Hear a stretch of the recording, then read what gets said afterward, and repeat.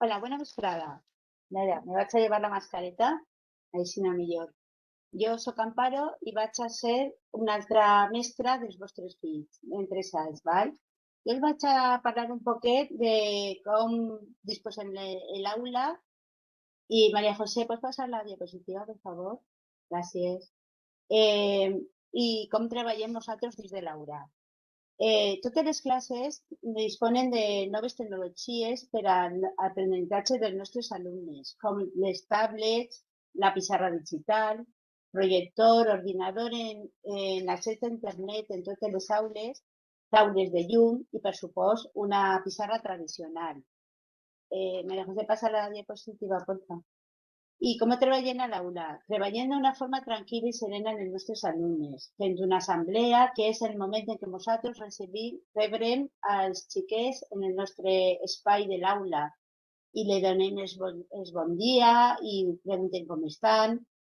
També treballem per projectes, tenim un hort escolar, tenim classe d'anglès que nos la dona un especialista, així com també una classe de música que nos la dona el professor de música que compartim en primària. María José, passa, porfa, la diapositiva. Com treballen en l'aula? També treballem tenim el taller d'estimulació del llenguatge i l'hora de l'esmorzar, que per nosaltres és molt important. Per què? Perquè volem potenciar els hàbits saludables.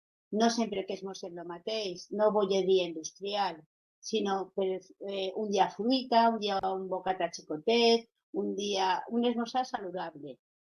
I disposem una natura que és de nova creació d'enguany i la utilitzem prou per estar a l'aire lliure en els nostres alumnes.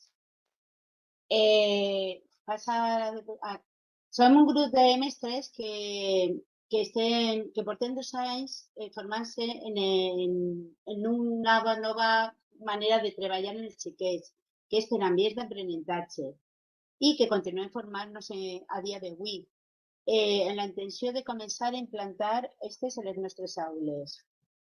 Com se treballa en l'aula? Pues ficarem distints microambients on els xiquets poden ser actius i són els protagonistes del seu aprenentatge.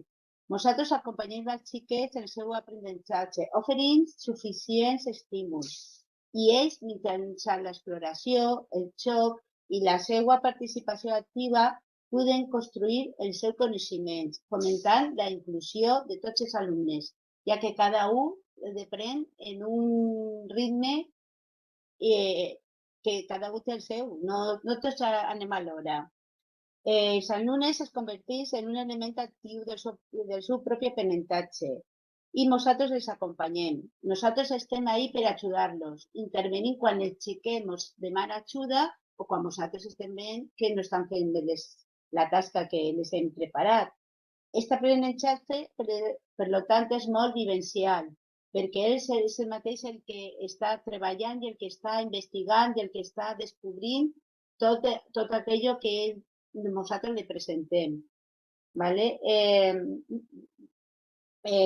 También nosotros, a banda de donar-les coneixements, també les acompanyem emocionalment i també les ajudem a començar a relacionar-se amb els altres companys i també amb si mateixes. Per què? Perquè ells encara no són capaços encara de manifestar quals són les seues emocions. Tenen que aprendre a distingir si estic enfadat, si estic trist, si estic alegre, i això nosaltres també les acompanyem en el dia a dia. Per tant, afavorim també l'autoestima perquè se desenvolupen tot el seu potencial humà que tenen. I el nostre ambient d'aprenentatge i el nostre ambient de classe és un ambient relaxat, és molt motivador i molt estimulador. I tot això ens ajuda a aconseguir tots els continguts curriculars que tenim preparats. I, a més, estem en constant cooperació amb tots els components de l'equip pedagògic del nostre centre, així com els nostres companys d'infantil. I ara vaig a donar pas a la meva companya per acabar aquesta xicoteta presentació. Moltes gràcies.